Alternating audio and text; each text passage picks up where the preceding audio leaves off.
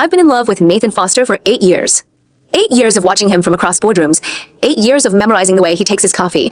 8 years of pretending I don't notice when his hand accidentally brushes mine during quarterly reviews. He's my boss. He's brilliant. He's cold. And now, apparently, I'm his wife. At least, that's what he said on the phone 3 hours ago. But I'm getting ahead of myself. It started with the fish. It always starts with something stupid, doesn't it? Nathan went to Singapore for the merger. Left me the keys to his penthouse with a single instruction: don't let them die. I've been feeding his fish for 3 years now. Every time he travels, I'm the one who shows up at his sterile, glass-walled apartment and watches those ridiculous red monsters swim in circles. They're worth more than my car. He told me that once that I thought he was exaggerating. He wasn't. Day 7 of his trip, I'm standing in front of the tank, phone pressed to my ear, watching thousands of tiny translucent swarm around the filter. They look like sand. Like someone shook a pepper shaker into the water. Mr. Foster, your fish are beautiful. How much did you pay for them? The silence on the other end stretches, so long I check if the call dropped. Then, how many died? I almost laugh. I almost lie. Instead, I tell the truth. None. But you have about 3,000 babies now. Another silence. Then his voice, sharp and confused. That's impossible. I'm cursed. Everything I touch dies. Fish, plants, relationships. How did you wait? What's your birthday? I blink. January 1st, 2001, 10 p.m. Why? Did you check my personnel file? Son of a bitch. You're my wife. I thought I hallucinated. I'm 38 years old. I've been with Foster Industries for 11 years. I've been in love with Nathan for 8 of them. And in all that time, the only thing he's ever called me is Morgan. Except that one time last year. He was drunk at the holiday party and called me Jess. I think about that night more than I should. Anyway, excuse me? I heard him curse on the other end. Then, forget I said that. Just don't sell the babies. I'll be back next week. He hung up. I stared at the phone for a full minute. Then I went back to separating tiny fish from a massive tank, my hands shaking the entire time. 4 hours later, I'm at my desk in the analytics department, pretending to work. My work wife, Mia, leans over her cubicle wall with a takeout menu. Thai or sushi? Neither. I'm not hungry. You've said that every day for a week. Are you dying? No, my boss is. Mia drops the menu. What? Figure of speech. I lie. He's just stressed. The merger. And just like that, Nathan Foster walks through the glass doors. Entourage behind him. Black suit. Dark circles under his eyes, so deep they look like bruises. He looks like a man who hasn't slept in weeks. Our eyes meet for less than a second. Then he's past me, disappearing into the elevator, surrounded by assistants and legal counsel. God, he looks terrible, Mia whispers. I don't answer it, I can't, because something is wrong. Worse than usual, I've watched this man from across rooms for 8 years, so I know his silences. I know the way his jaw tightens when he's angry, the way his shoulders drop when he's exhausted. This isn't exhaustion. This is something else. 3 hours later, I'm still at my desk. Everyone else has gone home. I'm reviewing the quarterly reports for the 3rd time, trying to find errors that don't exist. My phone buzzes. It's Nathan's assistant, Brian. Jessica, the CEO needs to see you. My heart stops. Then it starts racing. I take the elevator to the top floor. The office is empty except for Nathan. He's slumped in his chair, eyes closed, face pale as the moon. The room smells like cedar and something metallic. Blood. Mr. Foster? He doesn't open his eyes. I saw the fish. That's great. They're doing really well. I set up a new. Morgan. Sorry. Just. He presses his palms to his eyes. Thank you. For the fish. For everything. Of course. You pay me. It's my job. He laughs. It's hollow. You're the only person I trust with them. Really? Everyone else kills them. Last year, my assistant forgot to feed them for 6 days. They almost died. I'm sorry. It's fine. It's not your fault. He opens his eyes. They're red. Bloodshot. Haunted. I'm leaving again. Tomorrow. Could be gone 2 months. 2 months. The Singapore deal got complicated. I need to be there. Of course. I'll take care of the fish. Your plants too. The orchids. They're blooming. He stares at me. Something shifts in his face. You've been taking care of my orchids? Someone needs to water them. You never do.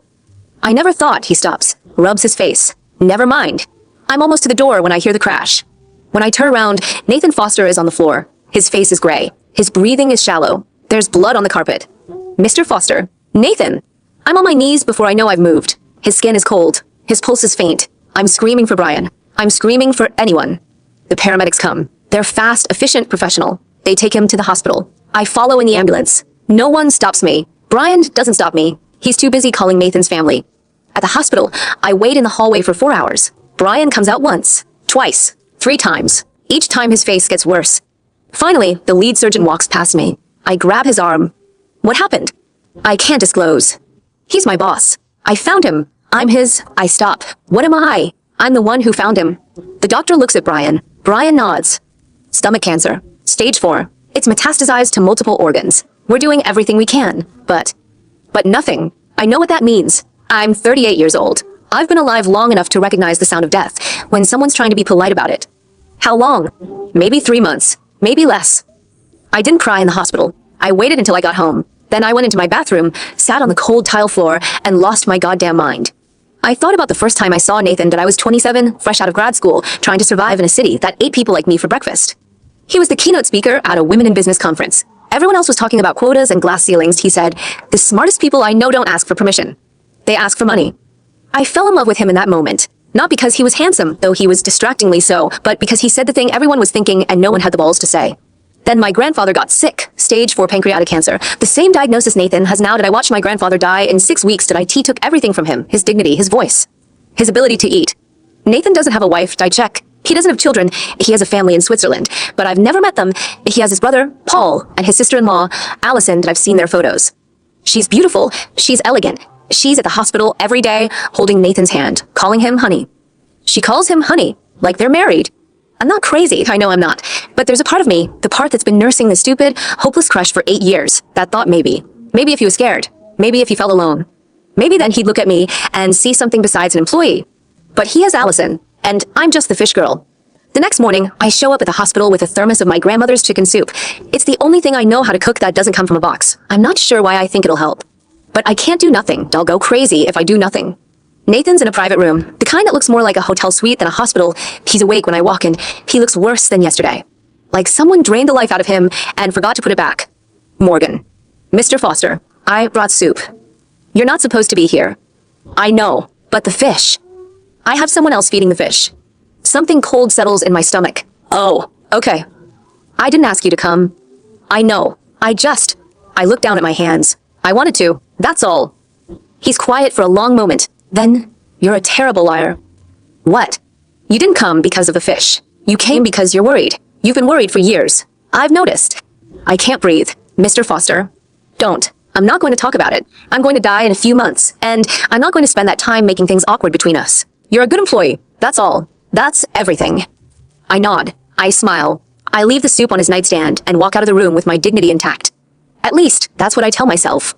3 days later, I'm back at the office. Mia corners me at the coffee machine. Okay, what's going on with you? Nothing. Bullshit. You look like someone kicked your dog. Your hair is flat. You're wearing the same blazer 3 days in a row, and you haven't touched your lunch once. I'm dieting. You're not dieting. You're emotionally compromised. Is it a man? It's a man. It's not a man. It's definitely a man. Which man? I've seen you looking at the security footage like you're planning a heist. Is it the new guy from accounting? I almost laugh. Almost. No. I don't know who else it could be. Unless you've been nursing a secret crush on the CEO for years and now that he's dying, you're trying to figure out how to tell him before it's too late. The coffee burns my hand. I don't flinch. Oh my God. Mia's eyes go wide. It's him. It's Nathan Foster. Shut up. You're in love with Nathan Foster. Shut up. Has he ever? Oh my God, he's dying. You're in love with a dying man. That's the most tragic thing I've ever heard. It's not. I stop. Take a breath. I'm not in love with him. I admire him. That's different. Admire him enough to memorize his coffee order, his security schedule, the way he stands when he's nervous. I don't. Jessica, you make up excuses to go to his floor. You volunteer for every project he's ever assigned. You. Okay, fine. I love him. I've loved him for 8 years. Happy. Mia's face softens. I'm not happy. I'm wedded. Has he ever shown any interest? No. Ever? Not once. Do you think he even knows you exist? He knows I feed his fish.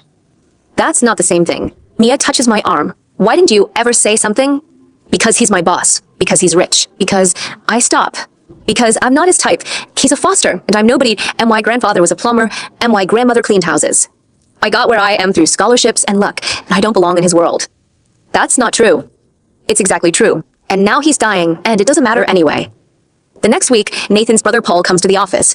He's everything Nathan isn't. Warm, expressive, quick to laugh. He walks around like he owns the place, shaking hands, making jokes, telling everyone how grateful he is that we're taking care of his little brother. The thing is, I've been doing some research. It's my nature, and I'm not nosy. I'm thorough. When the doctor said stage 4, I started looking for alternatives, clinical trials, experimental treatments. Anything. What I found instead was a pattern. Nathan's father died of pancreatic cancer. His mother died of lung cancer. His aunt died of breast cancer. His grandparents, all of them, gone before 65. The Fosters have a gene, a mutation. It runs through them like poison. Paul's been tested. He's clean. He's the lucky one. Nathan's not. I'm in the break room when Allison appears. She's smaller in person, more delicate. The photos make her look like a magazine ad. In reality, she's just a woman with tired eyes and a good haircut. Jessica, right? Yes. Nathan mentioned you. You're the fish person. I smile. It's forced. Yes, I'm the fish person. He said you saved them, the babies. He was genuinely impressed. He thinks you might be a witch. Why would he think that? It's a joke. He's been in a strange mood since the diagnosis. I think he's trying to find humor in things. Does he talk about me? Allison tilts her head. Sometimes. Why? No reason. She studies me for a moment. Then, you're in love with him, aren't you? I freeze. Don't worry. I'm not going to tell anyone. It's just, I've seen it before. The way you look at him. The way you always know where he is, even when you're not looking. You're making assumptions. Am I? She steps closer. I'm not his wife, Jessica. I'm his sister-in-law. I'm his friend. I want him to be happy. And if that means someone loving him, actually loving him, not loving his name or his money, then I'm not going to get in the way. Get in the way of what? She smiles. I think you know. I don't sleep that night. I lie in bed, staring at the ceiling, replaying the conversation over and over. If Allison isn't his wife, who is? Why is she at the hospital? Why is she holding his hand? I go to the hospital the next day. This time I don't bring soup. I bring questions. Nathan's awake. He's sitting up, reading something on his tablet. He looks better. Slightly. Like he's pretending to be strong. Morgan. Again. I wanted to ask you something. Ask away. You told me I was your wife. On the phone. When you called about the fish. His face doesn't change. I was delirious. I was tired. I don't believe you. He sets down the tablet. What do you want me to say? The truth. I told you the truth. I was tired. I made a mistake. Then why did you ask me my birthday? Why did you say you're my wife like it meant something? He's silent for a long moment. Then, there's something you should know. I'm listening. When I was 19, my father took me to a fortune teller. IT was a joke, a family thing. She told me I'd die before 30. That the only way to survive was to find someone born in the exact moment between 2 years and a child of the millennium. Someone born on January 1st, 2001, at exactly 10 p.m. What does that have to do with me? Everything. He looks me straight in the eye. You're the only person I've ever met who fits that description, that I did the math when you applied for the job. I didn't hire you because of it. I hired you because you were the best candidate, but I remembered, and when I found out your birthday, I started to wonder. Wonder what? If I was meant to find you, if this was fate, if the fortune teller was right. Did you ever think maybe it was just a coincidence? I tried it, I really tried, but every time I had a bad day, you were there. Every time I was struggling, you fixed something without being asked. You took care of my plants and why fish. Me without knowing you were doing it, and I started to think maybe I wasn't supposed to die. Then why didn't you say something? Because I'm dying anyway. The fortune teller was wrong, or the cancer is stronger than fate. Either way, I'm not going to drag you into this. You're 38 years old. You have your whole life ahead of you. I won't let you waste it on a corpse. I leave before I can say anything I'll regret. Outside the hospital, I sit on a bench and stare at the sky. I don't cry. I've done enough crying. Instead, I think. I think about what Nathan said. About fate. About coincidence. About the weird, impossible chance that brought us together. Then I think about my grandfather. The way he died. The way his cancer spread. The way the doctors gave him 3 months and he lived 3 weeks. Nathan doesn't have 3 months. I can see it in his eyes. He's already given up. But I haven't. I go home and start making calls. The person I call first isn't in my phone. I have to dig through old records, through dusty files, through memories I'd buried years ago. Lily Chen, my grandmother's best friend, a traditional healer, a woman who'd treated more cancers than I'd ever know. She's 87 and living in a retirement community in Arizona. She answers on the 3rd ring. Jessica, is that you? Yes, Lily. I need your help. My help? I'm not a doctor anymore, dear. I know, but you're something better. You're the person who always knew what Western medicine missed. She's quiet for a long moment. Then, tell me everything. I spend the next 3 weeks learning. Lily sends me notes, procedures, compounds, ancient recipes for potions I don't know the names of. It's a lot. It's overwhelming, but I'm determined. Meanwhile, at work, I keep my distance. Nathan's back on his floor, pretending nothing's wrong. Allison makes appearances. Paul visits. The office hums with the same energy as always. But I notice the changes. Small ones. The way Nathan moves slower. The way he lets his guard down when he thinks no one's watching. The way he stares at his hands like they've betrayed him. I want to tell him about Lily, about the compounds, about the treatment plan I've been building. But every time I try, I lose my nerve. What if it doesn't work? What if I've wasted the last weeks of his life chasing a ghost? The call comes on a Tuesday. Nathan's been admitted to the ICU. The cancer's spread to his liver, his lungs, his spine. He's not expected to make it through the week. I drop everything. I take a cab to the hospital. I find his room. Allison's there. Paul's there. Nathan's lying in bed, tubes in his arms, machines beeping around him like a second heartbeat. Jessica. Allison looks up. I didn't think you'd come. I had to. I move to Nathan's bedside. His eyes are open barely. When he sees me, something flickers. Morgan. I'm here. I told you to stay away. I know. I ignored you. Stubborn. He closes his eyes. Always so stubborn. You don't get to die, Nathan. Not yet. I won't let you. He laughs, a small, tired sound. You don't control the universe. Maybe not, but I can try something else. I tell him about Lily, about the compounds, about the treatment I've been researching for a month. His family listens. Allison holds his hand. Paul watches me like I've lost my mind. Alternative medicine? Paul says. This isn't the time for. I know what it looks like, but listen to me. Lily's not a quack. She's a trained herbalist. She's been treating cancer for 40 years. Clinical trials have validated some of the remedies. I think it's worth trying. She's right. Everyone turns. It's Nathan's voice, weak but clear. Lily, he says. I know her. My mother used to, he stops. Take her. Do whatever she says. I trust her. Brother, that's insane. Modern medicine. Is it working? My doctors have no options. I've accepted that. But if Jessica thinks she can help, I trust her. The next month is chaos. Lily arrives within the week. She sets up a makeshift clinic in Nathan's penthouse. The hospital gave up, but Nathan's family agreed to hospice care. I'm there every day. I'm the one mixing teas, crushing herbs, holding his hand when the pain gets too bad. And then, something shifts. Nathan's color returns. His appetite returns. He stops losing weight. He starts walking again. The doctors don't believe it. They run tests. The results come back. The tumors have shrunk. Not completely, but enough. Enough to buy time. I'm holding Nathan's hand when we hear the news. His face is a mix of shock and relief. How? He asks. How did you do this? I didn't do anything. It was Lily. You brought her to me. You didn't give up. I don't give up. I've waited 8 years to tell you something. I'm not going to let a little thing like death stop me. Then we get the call.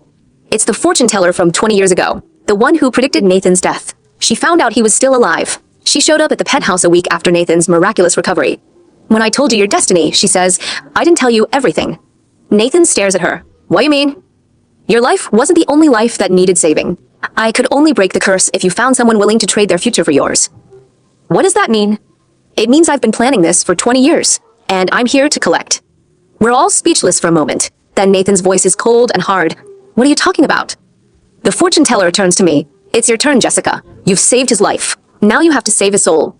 She holds out a folded paper. I recognize it. It's the contract my grandfather signed the night before he died. The one I hid in my desk drawer, buried under years of silence and shame. Why do you have that? Because this is where the story begins, Jessica. Your grandfather wasn't just a plumber. He was a fortune teller too. And he made a deal for you 30 years ago. I unfold the paper. It's a contract. It's in my grandfather's handwriting. It's addressed to me. I sold you to Nathan 20 years ago. I used your fate to save his, but I didn't think anyone would ever find out. I thought your life would go on, as usual, and this secret would never surface. Nathan's voice cuts through the silence. If you find out the truth, it will destroy you both. I want to say something, but I can't. I look at the paper. Look at my grandfather's signature. Look at the date. He was dying. He was terrified. He thought he was doing what was right. You knew, I say. My grandfather knew you were the one. He knew I'd save you someday. He knew you'd bring me here, to this point, to the moment when I had to choose between my life and yours. Nathan's voice is quiet. I didn't know. Not until today. She's lying. Fortune teller's voice is cold. You've been in a fate swap for 2 decades. Nathan, you've been eating her life from the inside. The only way to end it is to let me break the contract. Right here, right now. There's a long moment of silence. Then Nathan looks at me. He's thinking about the fish, the plants, the research, everything I've done for him, everything he's done for me. If it means you get your life back, he says, I'll go back to the hospital tomorrow. I'll let the cancer take me. Stop it. I grab his wrist. You're not dying today, you're not dying tomorrow. You're not dying ever. Not because of this stupid curse. Not because of some deal your grandfather made when you were a child that I don't care what she says, that I made my choices, that I did this because I love you. Not because of fate. Not because of contracts. Because I wanted to. Nathan stares at me. His eyes are wet. I don't deserve you.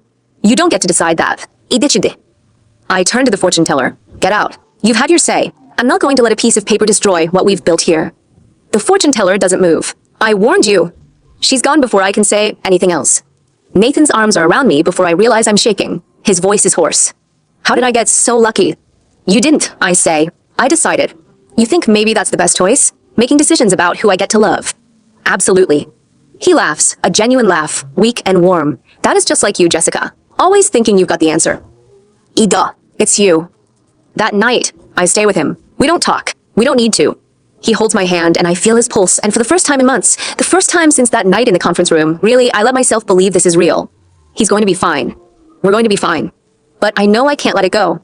I go back to the penthouse 2 days later and find the fortune teller waiting. She's not alone this time. There's a woman I've never seen before, dressed in black, with no expression. You don't know who I am, the fortune teller says. But I know who you are. You're Jessica. You're the target. I take a step back. What do you mean? Your grandfather's contract wasn't a gift. It was a curse. He made a deal with me when he was dying. Your life for his life, for Nathan's life. I accepted it because I needed a subject. The new woman speaks. I'm a representative of a research organization that's been studying the exchange of fate energy for decades. The contract isn't supernatural. It's biological. What are you talking about? I'm talking about the DNA your grandfather gave you. The mutation that makes you immune to curses and spells. The one you inherited from him. I feel the world drop out from beneath me. That's impossible. My grandfather was a plumber. Your grandfather was the doctor of a global network of healers before he got sick, before he lost his way. Your grandmother didn't clean houses because she was poor. She was monitoring you. What did he do? He gave you the one thing that can break a fated bond. I'm here to offer you a new one. It takes a long time for me to process what the woman is saying. But I hear the words, and I believe them. You're saying that if Nathan and I get married, I can break the contract? Keep him alive, without sacrificing my own life. The fortune teller nods. If you choose to love him freely, not out of obligation, not out of fate, the contract will be void, but you'll lose everything else, your family, your history, the future you thought you were going to have. I look at Nathan. He's in the doorway. He heard everything. Do it, he says. I don't care about the contract. I love you. I don't hesitate. Yes. The fortune teller leaves. The woman in black vanishes. Nathan crosses the room, wraps his arms around me, and for the first time in 20 years, I feel the weight of fate lift off my shoulders. You're going to be okay? I say. We're going to be okay, he corrects. That's the plan. The wedding is small. His family, mine, a few friends. The florist was Lily's niece. The caterer was someone from the Grand. Nathan looks at me when I walk down the aisle like I'm his salvation. And I'm okay with that. Because I am. 3 years later, he's still cancer-free. We have a daughter. We live in his old penthouse, with the fish tank and the flowers and the bright, impossible future I never thought I'd have. And when I think about it, the phone call, the fish, the fortune teller, I can't help but laugh. Because that's not a coincidence. That's fate. Or maybe it's just luck. But either way, it's mine. I know the story isn't over. I know there's more coming. But for now, I'm happy. And for now, that's enough. 3 years. 3 perfect years. I'm sitting on the balcony of our penthouse, watching our daughter, Lily, chase the koi in the small pond we installed last spring. She's 3 years old, with Nathan's dark hair and my stubborn chin. She laughs like him too, that low, warm sound that makes everyone around her smile. The fish are thriving, and of course I've turned fish breeding into a side business that makes more money than my old salary. The red dragonfish Nathan used to pay $60,000 for? I've got 100 of them, and they're breeding like rabbits. I've essentially crashed the luxury fish market. Last week, I sold a batch for $200 each. Still profit, but nothing like the old days. Nathan doesn't care. He's rich enough. More importantly, he's alive. Every morning I wake up next to him. I check his breathing. I watch his chest rise and fall. I count the seconds. I still can't believe he's here. Mommy, look. Lily points at the pond. The gold one's doing a flip. I smile. That's because he's happy, sweetheart. How do you know? I can tell. I've been watching fish for a long time. Lily nods like that makes perfect sense. She's this remarkable child. She started speaking at 11 months. She could identify fish species by name before she could say cap. And she has this habit of looking at people like she can see right through them. I thought it was just a phase. But lately, she's been saying things that make my blood run cold. 3 days ago, she looked at Nathan and said, "Daddy, the lady with the black eyes is back." Nathan froze. What lady? Lily shrugged. The one who came to Mommy's work. She's in the garden. We have no garden. We have a balcony with plants. But when I checked, there was no one there. Just the orchids I'd been nursing back to health. Last night, she told me, "Mommy, the man in the big house wants to take me away." What man, sweetie? The one who looks like Daddy, but isn't Daddy. Nathan's brother, Paul. He lives in Switzerland with Allison. He hasn't visited in over a year. I told myself it was imagination. Children have wild fantasies. But I've spent too many years learning to trust my instincts. And my instincts are screaming that something is wrong. The call comes on a Thursday morning. I'm in the penthouse kitchen, making pancakes. Nathan is at the office. He's been going in 3 days a week since his recovery, slowly rebuilding his strength. The doorbell rings. I open the door to find a man in an expensive suit, holding a leather briefcase. He has the look of someone who delivers bad news for a living. Mrs. Foster? Yes. I'm Thomas Warren, attorney at law. I'm here to deliver a document on behalf of the estate of your late mother-in-law, Elizabeth Foster. I blink. Nathan's mother? She's been dead for 20 years.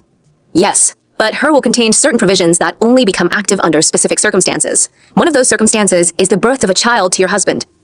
I invite him in. We sit at the dining table. He opens a briefcase and slides a thick folder across the polished wood. Mrs. Foster left a trust.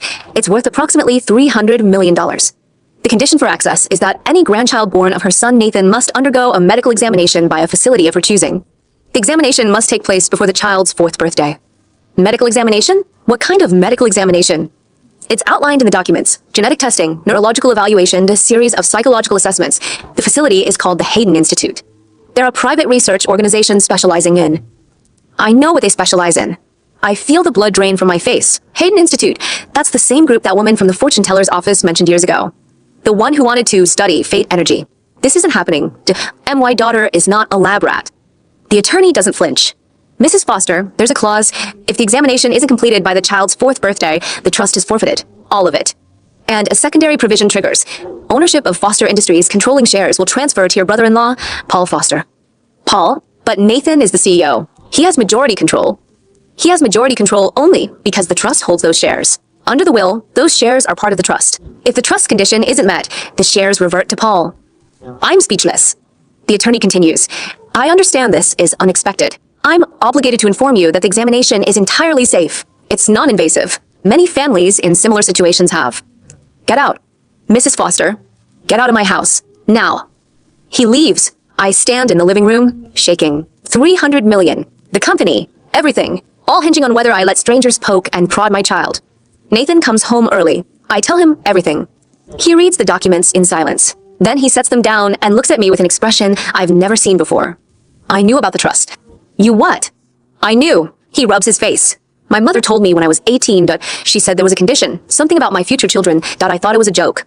I never thought out of children I was supposed to be dead. So, you just never mentioned it? Jessica, I was dying, I wasn't planning a family, I wasn't planning anything, and then you came along and changed everything, and I honestly forgot. It's been 20 years. I never imagined she'd actually enforce it. Enforce it? Nathan, your mother has been dead for 2 decades. Who's enforcing it? He looks at me, and I see the answer in his eyes before he speaks. Paul. We fly to Switzerland the next week. Lily stays with my friend Mia, the only person I trust with her. Nathan and I sit in first class, barely speaking. He's angry. I'm terrified. It's a bad combination. Paul's estate is a sprawling mansion on Lake Geneva. He greets us at the door with a smile that doesn't reach his eyes. Brother, Jessica, I'm so glad you could come. Cut the act, Paul. You know why we're here. Paul gestures us inside. Allison is nowhere to be seen. The house is filled with art, antiques, and the kind of silence that makes my skin crawl. The trust, Paul says, pouring himself a drink. I've been waiting for this day for a long time. What do you want? What I've always wanted. The company, the legacy, everything that should have been mine. You're my brother. I always included you. You're on the board. You have shares. Minority shares. I've always been the younger brother, the second son, the one who's not special. But now, thanks to Mother's brilliant foresight, I have leverage. I step forward. You're threatening our child? I'm not threatening anyone. I'm simply upholding the terms of a legally binding document. If you comply with the examination, nothing changes. You keep the money, the shares, the status quo. If you don't, I get everything. Nathan's voice drops. I will burn that company to the ground before I let you touch my daughter. That's fine, burn it. But the trust still holds the shares. You can't liquidate them without violating the terms. And if you try, the shares default to me anyway. There's no way out, brother. The only choice is whether you cooperate. I feel Nathan tense beside me. I put a hand on his arm. Let me handle this. He looks at me. I see the war in his eyes, but he trusts me. He steps back. I turn to Paul. You've known about this condition for years. Why wait until now? Why not enforce it when we first hit Lily? Paul's smile falters. The examination was originally scheduled for when the child reached age 3. I was told you'd receive notice earlier. My lawyers were supposed to contact you a year ago. A year ago? We never received anything. Exactly. He sets down his glass. I've been investigating. Someone intercepted the notification. Someone with access to the trust's legal representation. Who? I don't know, but I suspect it's the same person who burned my mother's will 20 years ago. The original will contained different provisions. Someone forged a copy to delay the clause. Nathan steps forward. Why would anyone do that? To buy time, I say. To keep you alive long enough for Lily to be born. Someone knew you were sick. Someone needed you to have a child before you died. The room goes silent. Then Paul laughs. It's hollow. You think this is a conspiracy? A master plan to create the perfect heir? I think someone wanted Nathan to have a child. And I think that someone has been watching us for a very long time. We leave Paul's house with more questions than answers. Back at the hotel, Nathan paces the room like a caged animal. Your mother, I say. What did she really know about the fortune teller? The gene? The fate energy? She was interested in those things. She invested in research. After she died, I thought all that ended. Maybe it didn't. Maybe she created a legacy, an organization. The Hayden Institute is her research facility, and she put that clause in the trust to force us to bring Lily there. To what end? To continue her work, to study your daughter, to see if the curse or the immunity passed to the next generation. Nathan stops pacing. You're saying my own mother planned this? From beyond the grave. She might have, or someone else is using her will to achieve their own goals. Either way, we can't just comply. We need to know who's pulling the strings. We find the answers in the most unexpected place, Paul's old study, which he'd opened to us as a courtesy. I'm searching through his filing cabinet for any records of a trust's original copy. I find a folder labeled Hayden Institute, Correspondence. Inside are letters, dozens of them, all addressed to Nathan's mother, Elizabeth Foster, all dated from the year before her death. The most recent one is signed by a name I recognize, Dr. Evelyn Reed, the same woman who appeared with a fortune teller 3 years ago. I scan the letter quickly. My pulse spikes. Dear Elizabeth, we have confirmed the mutation in your son Nathan.it is exactly as you predicted. However, we have also discovered a second mutation, one that could neutralize the first. This mutation is recessive and requires a specific combination of genetic markers. We believe it exists in at least one female descendant of the Chen lineage. If Nathan can father a child with such a descendant, the bloodline can be restored. The child will be the key to unlocking the cure for the entire Foster family curse. We urge you to act quickly. Time is running out. Chen, my grandmother's maiden name. Lily Chen, the healer. I was the descendant. Nathan was meant to find me, not by fate, not by luck, by design, by his mother's design. I drop the letter. My hands are shaking. Nathan walks in. What is it? I hand him the letter. He reads it. His face cycles through shock, anger, and finally something like grief. She knew. My mother knew everything. She knew about the mutation, about the gene, about you. She planned all of this. Planned us. Not us, just the outcome. He crumples the letter. She didn't care about me. She cared about the bloodline. Maybe. Or maybe she cared about saving you, just in a twisted way. There's no difference. We confront Paul the next morning. He denies knowledge of the letters, but I don't believe him. Paul, your mother was running a long-term genetic experiment. She wanted to breathe the perfect heir. She used the trust as leverage. Did you know? No. I swear to you, I never knew about the research. I only knew about the trust clause. Then why are you so eager to enforce it? Because I want what's mine. Is that a crime? It is when your brother's life is on the line. Paul's eyes narrow. You think I care about his life? He's the golden child. Always was. Mother loved him more. She left him the company, the money, everything that I got scraps. Now I have a chance to take what was always supposed to be mine, and I'm taking it. Nathan moves to speak, but I hold him back. Fine, I say. Take it, but let me tell you something. If you force that examination on Lily, you won't just lose the company. You'll lose your family. I'll make sure Allison knows exactly what kind of man you are. I'll make sure the media knows. I'll make sure everyone knows that you used your dead mother's scheme to blackmail your dying brother. Paul pales. You wouldn't. Try me. We walk out. I feel victorious, but I know it's temporary. Paul will retaliate. He'll find another way to force us. We need to outsmart him. We need to find a way to break the trust clause without subjecting Lily to the Hayden Institute. Back at the hotel, I start researching Elizabeth Foster's estate. I find a loophole. The trust requires an examination by a facility of Mrs. Foster's choosing, but that facility no longer exists. The Hayden Institute was shuttered in 2015, a year after her death. There is no longer a functioning entity to perform the examination. I call our attorney. He confirms it. Under the terms of the trust, if the designated facility becomes inoperable, the condition is automatically void. The trust must be dispersed without further restrictions. I almost laugh. Paul's plan hinges on a non-existent institute. I share the news with Nathan. He grins. My mother was clever. She created a condition that could never be met after her death, unless someone revived the institute, but that would require a formal charter and board approval. It's impossible without massive legal hurdles. Which means Paul can't force us. He can't force anyone. The trust defaults to us. We celebrate that night. Dinner at a quiet restaurant. Wine. Laughter. For the first time in weeks, I feel like we can breathe. But as we walk back to the hotel, I get a text from an unknown number. I know about the loophole, and I know about Lily. The examination will still happen one way or another. I've waited 30 years. I can wait a little longer. Yar. Dr. Evelyn Reed, the researcher who wrote to Elizabeth. She's still alive. She's still watching, and she's not done with us. I look at Nathan. He's smiling, oblivious. I don't tell him. Not yet. He's been through too much. But I know what I have to do. I have to find Dr. Reed before she finds Lily. I have to end this once and for all. And I have to do it without anyone else getting hurt. Tomorrow, I start digging. Tomorrow, I find out the truth about Elizabeth Foster's legacy. But tonight, I let myself believe that this nightmare has an ending. I'm just not sure it's a happy one. I didn't sleep that night. I lay awake, staring at the ceiling, my phone glowing with that single text. I know about the loophole. I've waited 30 years. I can wait a little longer. Dr. Evelyn Reed. The name burned into my memory. The researcher who'd corresponded with Nathan's mother. The woman who'd appeared at the fortune teller's side 3 years ago, promising to study fate energy, the one who'd been watching us all along. I waited until Nathan was asleep, then I slipped out of bed and into the bathroom. I locked the door and made a call I'd been dreading for days. Lily Chun answered on the second ring. Jessica? It's 3 in the morning. What's wrong? I found the letters. Elizabeth Foster's correspondence with Dr. Reed. I know about the research, the mutation, the cure. You knew, didn't you? A long pause. Then, I knew some of it. Not all. My grandmother, your sister, was part of this. She was the one who passed the immunity to me. Your grandmother didn't know she had the mutation. IT was recessive. IT skipped generations. Elizabeth Foster found out through a DNA database. She contacted me because I was the only living relative with medical training that I told her to stay away from you. She didn't listen. So you've been protecting me all this time? I've been trying, but Elizabeth was very good at covering her tracks. When she died, I thought it was over. Then Nathan got sick, and I realized the curse, whatever it was still active. I sent you the healer's formula. I gave you the knowledge to save him, that I thought that would end it. It didn't. Now, they want Lily. I know, and I think I know who's behind it. Lily told me the truth. Elizabeth Foster had founded the Hayden Institute not to study genetics for altruistic reasons, but to find a way to purify her bloodline. She believed that the family curse, the early deaths, the cancers, was a divine punishment for some ancient sin. She wanted to breed it out. When she discovered that Nathan had the gene, but also had a chance to neutralize it through a specific female descendant, she manipulated everything to make that pairing happen. Dr. Reed was a scientist, not a zealot. She believed the research could help others, not just the Fosters. She tried to steer Elizabeth toward more ethical applications. When Elizabeth died, Dr.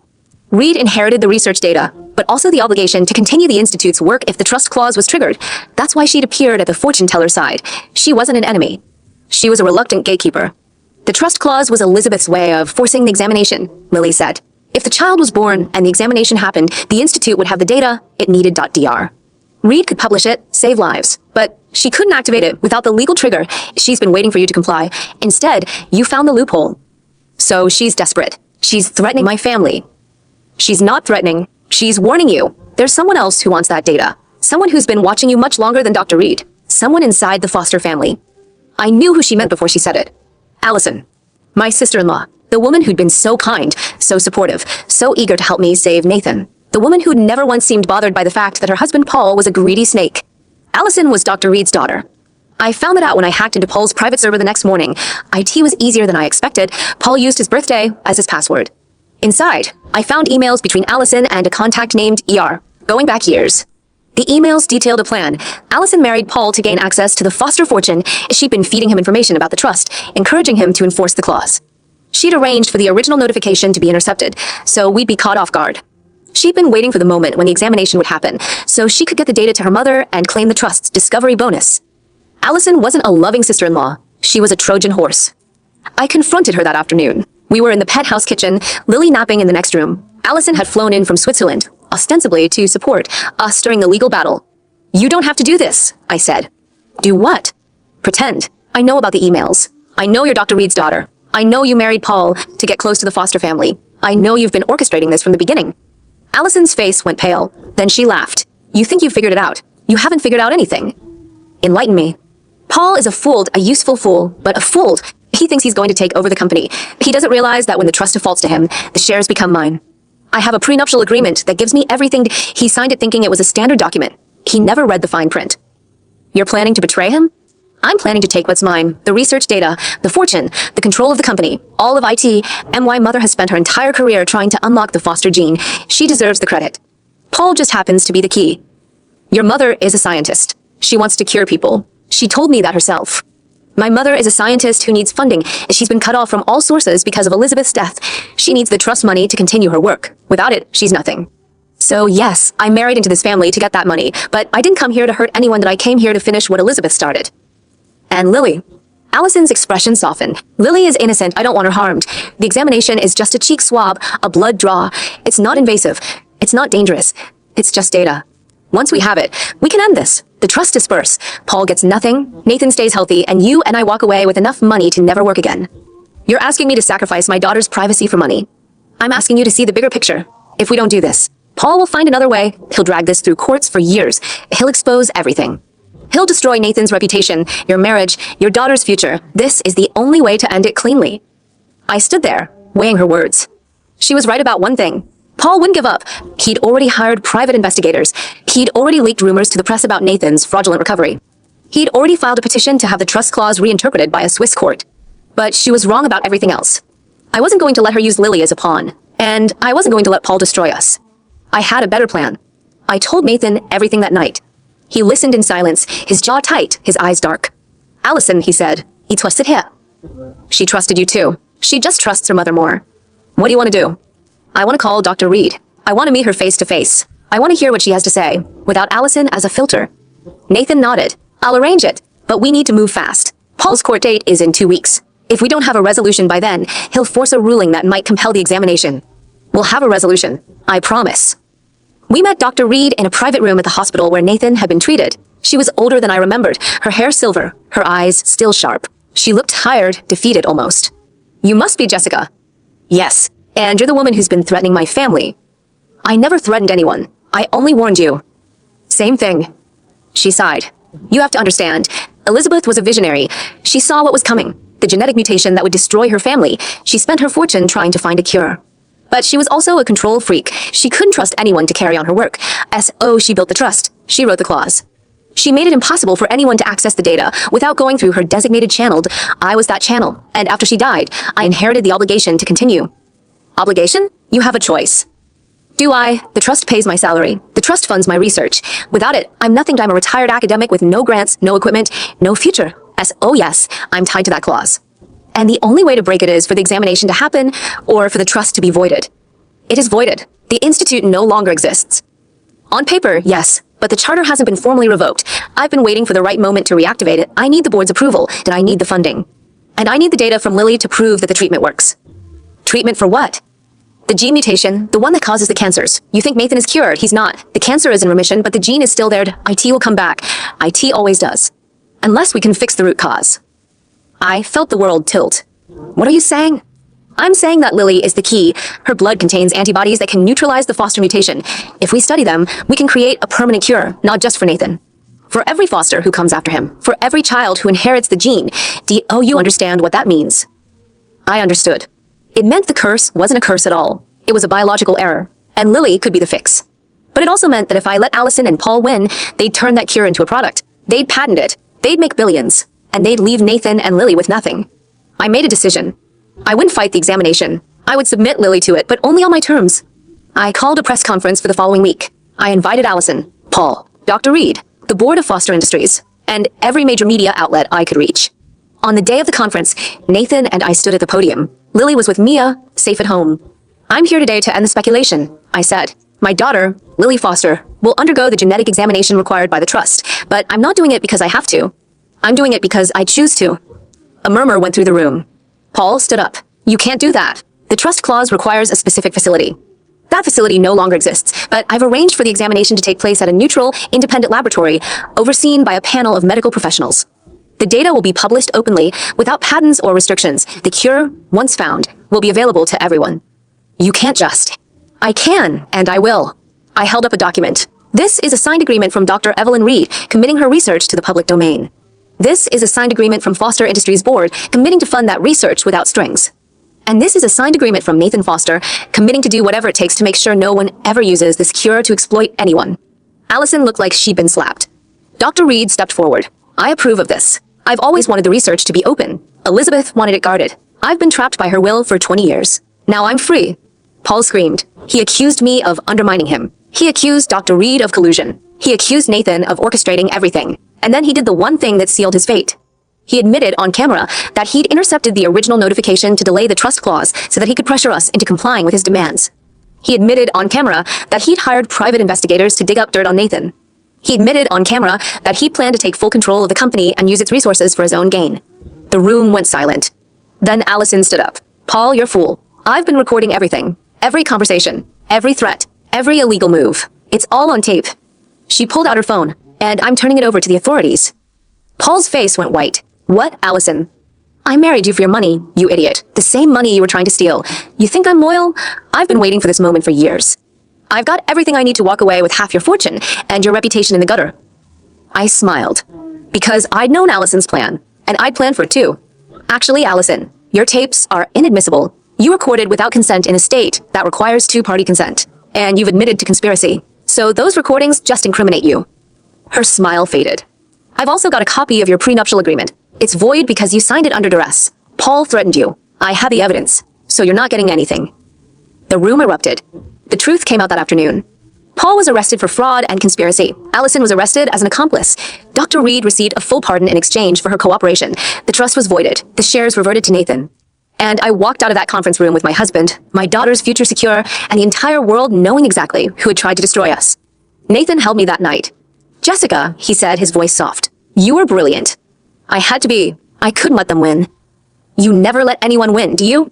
No. I've been waiting too long for this. We lay there in silence. Then I felt his hand on my stomach. Let's have another one. I laughed. Another what? Child, another miracle. The same way we had Lily. The same way we beat the curse. I want to fill this house with laughter and fish and everything good. I want to prove that the Foster name isn't cursed. It's blessed, and you're the reason why. I turned to look at him. In the dim light, he was more beautiful than ever. You're sure? I'm sure. I've never been more sure of anything. 2 years later, we had a son. We named him Alexander, after my grandfather, who had sold his soul to save Nathan. I like to think he would have approved. Lily is 6 now. She's smart, fearless, and she knows exactly who she is. The gene treatment work. She's completely immune to the Foster mutation. And she's been studying fish with me since she could walk. Nathan's cancer is still in remission. He goes for checkups every 6 months. Every time, the doctors shake their heads in wonder. They don't know how he survived. They don't know about the herbs, the fate energy, the twist of luck that brought us together. But we do. And that's enough. On our 10th wedding anniversary, I stood on the balcony of our penthouse, watching the sunset over the city. Nathan came up behind me and wrapped his arms around my waist. 10 years, he said. Remember when you thought I was dying? Remember when you thought I was just a fish girl? You were never just anything. You were my wife the moment you answered that phone. I laughed. You didn't even know. I knew. Deep down, I knew. I just needed time to catch up. We stood there as the sky turned gold. And then Lily ran out, holding a tiny fish in a jar. Mommy, I found a baby. It's a red dragon, and it's got a little spot on its fin just like the one you told me about. Does that mean it's special? I knelt down. That means it's one of a kind, sweetheart. Just like you. She beamed. Nathan knelt beside me. You know what else? What? The red dragon fish used to cost $60,000. Now they're only $200. You crashed the entire market. I know. I'm proud of that. He laughed. You're a menace to the aquarium industry. I'm a menace to anyone who tries to take what's mine. He kissed me. That's why I love you. Later that night, I was in the kitchen, feeding the fish when my phone buzzed. A text from an unknown number. Congratulations on 10 years. I've been watching. You won. But don't think this is the end. The game never ends. Yar. I stared at it for a long moment. Then I typed back. I know. And I'm ready. I deleted the message and went back to feeding the fish. There would always be someone watching. Always be another threat. But I had Nathan. I had Lily. I had Alexander. And I had the truth. That was more than most people ever got. And it was everything I ever needed.